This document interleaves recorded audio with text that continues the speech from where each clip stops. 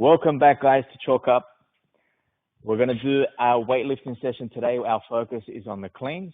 We will be using either kettlebells or dumbbells for this. Your warm-up will consist with tuck jumps. So tuck jumps, you're going to jump on the spot, trying to tuck those knees up as high as you can, engaging through the core. 3 jumps, and then straight into mountain climbers. So in a push-up position, stay there. Hips and shoulders are in line. Then you're going to tuck one knee up in, and then you're going to switch legs. So you want to move through fairly quickly on this, and only 6 reps of those. So that's 3 reps per side. Then you will go back into your tuck jumps for 5 rounds. So you'll do 3 tuck jumps and then 6 mountain climbers, 5 rounds through. Once you've done that, you're going to move into your child's pose. Child's pose on the ground, sitting back onto those heels, extending the arms in front of you and head down towards the ground. So you're going to hold there for 5 seconds, then transition into a downward dog. And you will hold there for 5 seconds, trying to keep a straight knee, hips up to the ceiling, driving the heels down and pressing your chest through towards your knees. 5-second hold, and then transition back to your child's pose, and you will repeat this for 5 rounds through. Once you've completed that, we're going to move into a 4-minute EMOM. So EMOM is every minute on the minute. Minute number 1, you've got your monostructural, which will be high knees. So high knees on the spot, driving those knees up as high as you can and keeping those sprinter's arms, arm, opposite leg. Then you'll move into your heel kicks, trying to aim to kick your bottom with your heels, trying to stay upright with the body. Then you'll transition into star jumps. Maintain a straight elbow as you go up overhead to really open up those shoulders. So 15 seconds of each of those to complete 45 seconds worth of this mono. Then you'll get into, for your second minute, will be the kettlebell clean complex, 5 reps of each. So you'll begin with a deadlift. So hips are nice and low, chest up and eyes forward, 3 reps. Then you'll go into a squat, power clean. That's it. So it's just a little dip in the knees. So you'll touch, release the handle, and catch onto the ball. Once you've done that, you'll go into a squat clean. Trying to catch it in a full squat position, keeping the same pull and the same transition with the handle, and then a front squat. Maintain that front rack position with the kettlebell and just squatting, making sure the elbows are in, hinging at the hip, and driving the knees apart. Once you finish the kettlebell, back to your high knees, complete that one, and then back to your kettlebell. So 4 minutes, you get 2 rounds of that motion in there. Now that you've completed your warm-up, we will begin your skill component. So this is going to consist of a hang squat clean and a split jerk. So you'll start with the dumbbells on the ground. So 2 dumbbells, standing tall, deadlifting them up. Then you're going to lean over to a hang position, which is going to be hands just above the knee. You can see the angle and the position of where those dumbbells are. The chin is up nice and high, trying to squeeze the back chin up higher and eyes up to the ceiling. And from here, getting extension and power through the hips and catch in a full squat. Then we'll go back to the hang position. So you're going to complete 3 reps of these. And then from there, you're going to go into your split jerk. Good. So split jerk is going to be a dip in the knees and splitting those legs. Yep. Hold the split in that extended position. Hold in there. You can see that front leg is in a 90-degree angle. Do another split. 90-degree angle there, trying to keep the knee over the ankle. And back foot, you're up on the toes, trying to maintain that heel nice and high, keeping pressure into the ground.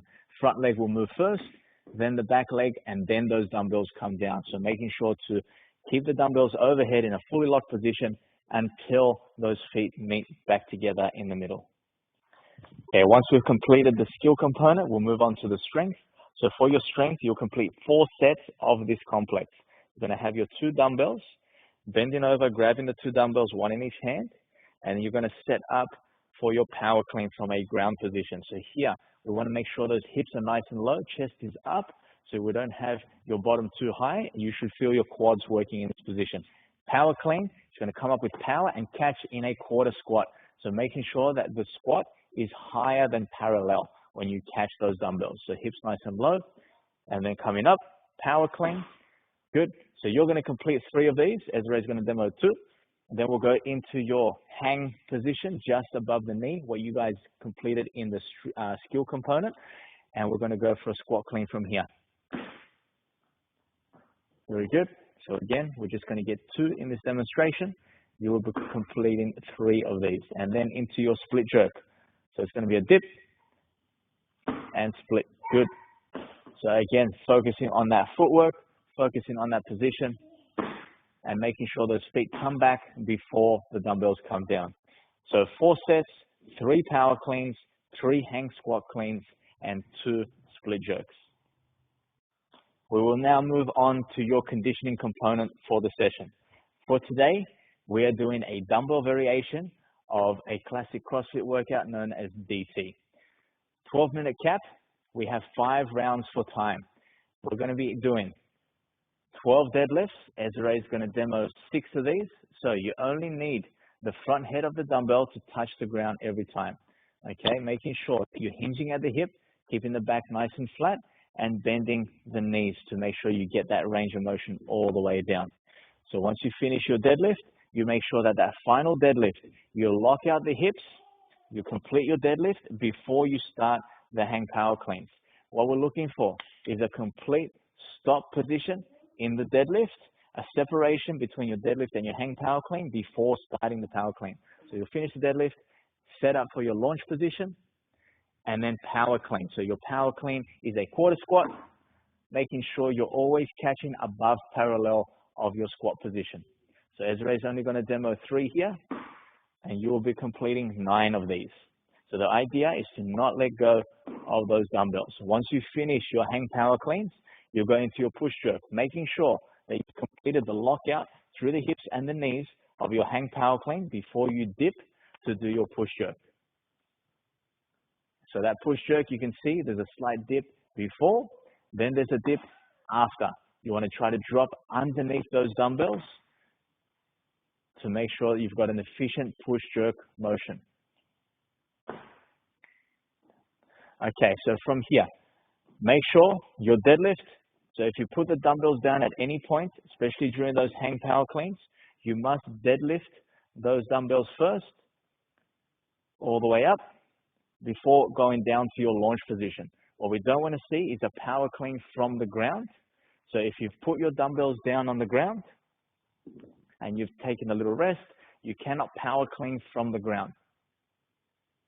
So this is a power clean from the ground, so that will not count as a power clean because it must be a hang power clean. Good. So 5 rounds for time, 12 deadlifts, 9 hang power cleans, and 6 push jerks.